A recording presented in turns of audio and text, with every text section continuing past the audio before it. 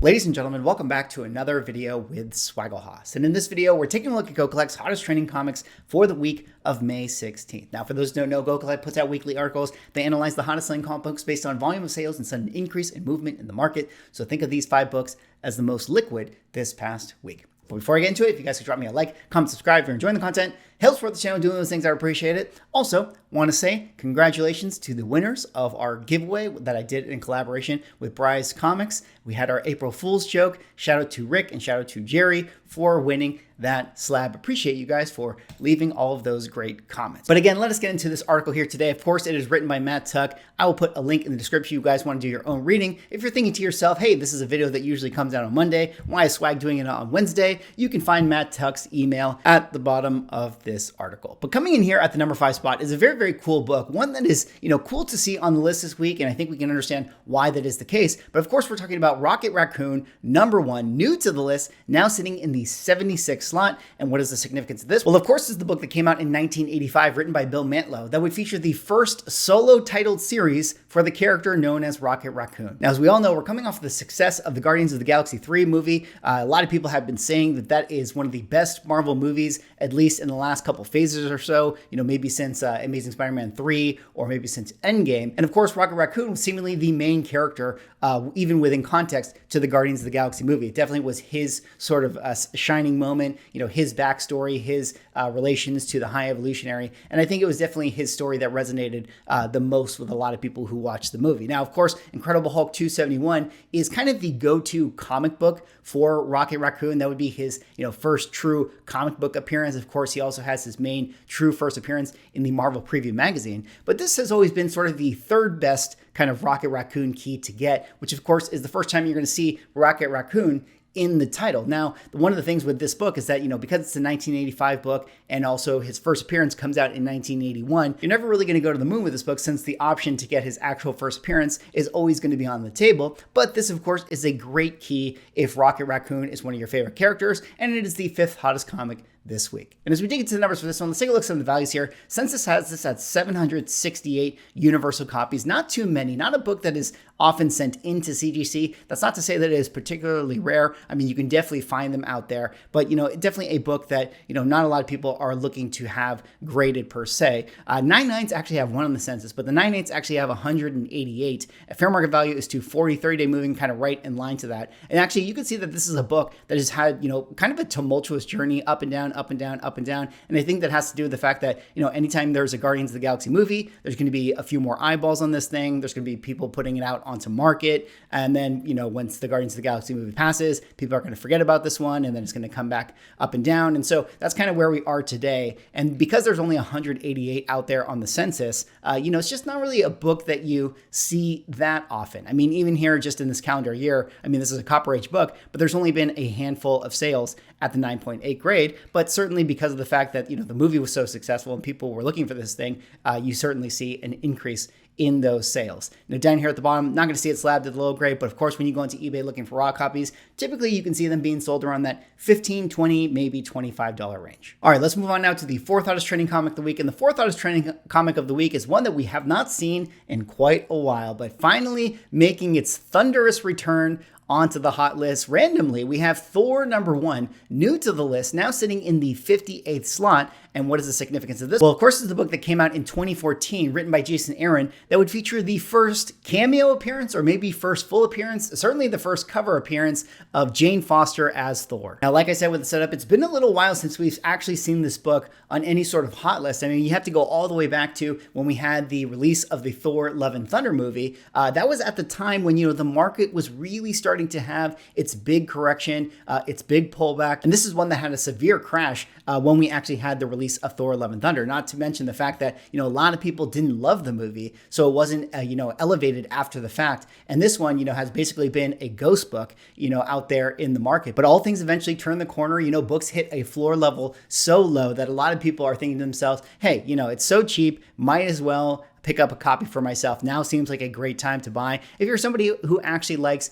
Jane Foster as Thor. I mean, even aside from the movie, a lot of people did actually enjoy this particular Jason Aaron run, and it is a pretty cool cover. And as we dig into the numbers for this one, let's take a look at some of the values here. Census has this at 4,694 universal copies. 9.8 rate is 3,299. So definitely a book that is, I would say, fairly common, for a key like this, especially at the 9.8 grade. Fair market value is 130. 30-day moving only $100. I mean, we're talking, a 9.8 for what is effectively a first appearance of a character for only $100. I mean, I think that's why you're seeing so many people finally decide to make purchases on this, is because it's like, well, how much lower could it possibly go? I mean, just the cost to CGC alone is already, 30% of the value. But you can see that this is a book that, all the way when Natalie Portman got announced at San Diego Comic-Con, had a massive spike up, going from only $50 all the way up to $300 sold price in that very same summer. And then the floor levels for this were quickly elevated, probably above what they should have been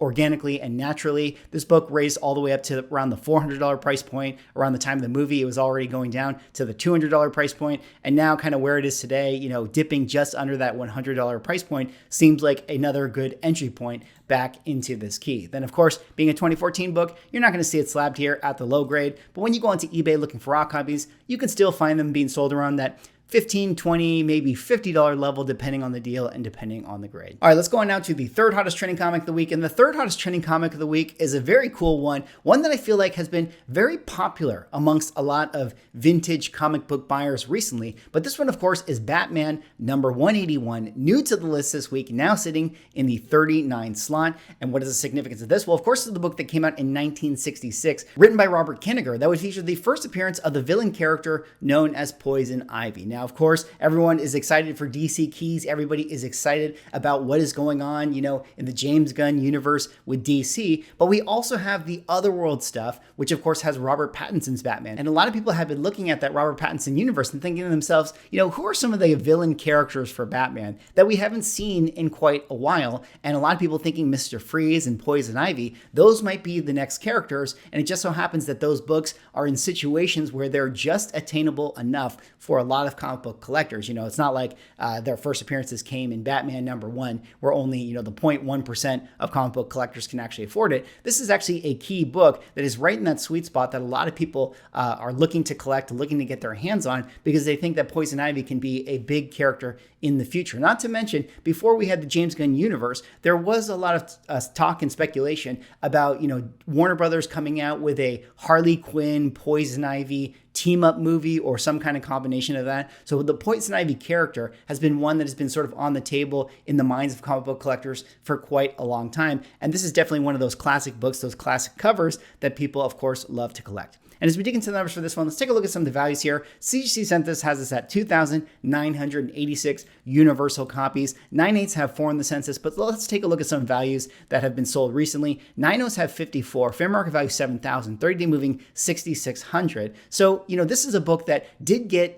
elevated like every other book, in the heights of 2021. We can see the sold price was 9,000, had its pullback, but still kind of sitting at around a level that, again, is higher than the 2020 price, now at the $6,600 range. And, a lot of people always say that the DC books didn't get elevated as much as, say, the Marvel stuff, in the COVID boom and things like that. I still think that there are a lot of DC keys that did get elevated. I mean, I think every comic book, for the most part, got elevated, had its pullback, and now kind of where it sits is, people are getting, excited once again about the DC stuff. And, who knows where these books' values are going to go from here. This is a similar census comparable to a lot of Silver Age keys. Perhaps these ones could actually ironically be overvalued because of the fact that people are excited about, the James Gunn universe.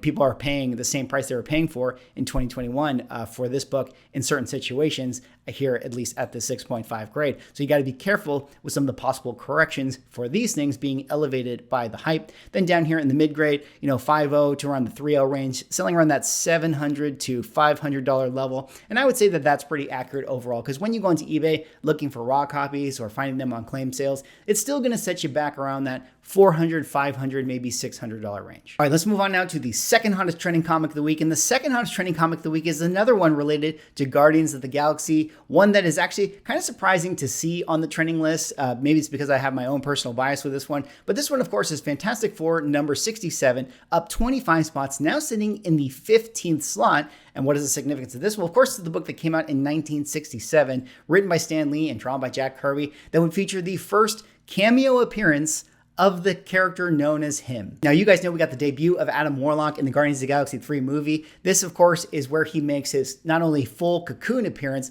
but also on the last page, we kind of have a Hulk 180 situation where he does actually have a few panels of him as the him character, which does, in fact, make this, the true first appearance if you are somebody who is sort of a purist in that sense. And so I kind of do understand why people want to collect this book. If there's somebody who is, on Team Hulk 180, for instance, this would be, the equivalent book for that reason. But, also I think that a lot of people don't really like this cover because of the fact that, it looks just kind of silly with the Cocoon, if you ask me. But, people are excited about the potential of the future of Adam Warlock. Who could he be? What kind of relationship is he going to have to the MCU? Obviously, he's now a member of the Guardians team. I mean, in my opinion, I still think Thor 165 is probably the go-to book to own. Actually, that's a good question for you guys. What do you guys think is the go-to Adam Warlock key to own? I think one of the problems with his book is that there's so many different keys that you can point to that it's always going to be sort of a split value situation.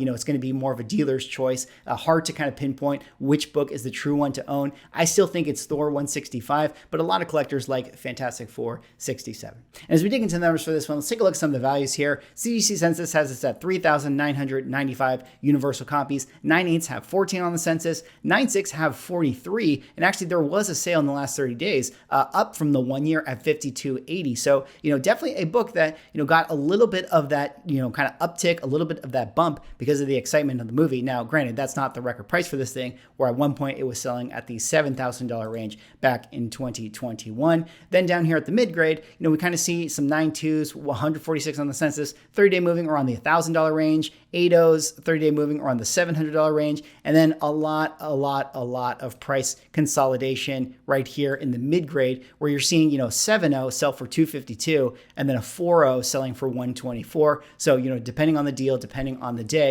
a lot of options for this book. And I would say that that's pretty accurate as far as the low grade is concerned, because when you go onto eBay looking for raw copies, you can still find them being sold around that $100 to $150 level. All right, let's move on now to the hottest trending comic of the week. And the hottest trending comic of the week is the hottest book in all of the comic book market. Yes, sir, that is right. This book has finally hit the eBays. The pre-screen 9/8s are finally out there. We're talking about Spider-Man number 7, top secret spoiler variant, up 30 spots, now sitting in the number 1 slot, ladies and gentlemen. That is right. The number 1 book in all of the market. Of course, we're talking about the book that came out in 2023, written by Dan Slott, that would feature the first appearance of SpiderBoy. Now, I'm sure you guys know the story behind this book. We've had many videos on the channel talking about SpiderBoy, but we recently got the release of a new multiverse character, Spider-Man's sidekick, the Bucky Barnes to the Spider-Man, the Robin to Spider-Man, who of course has been SpiderBoy.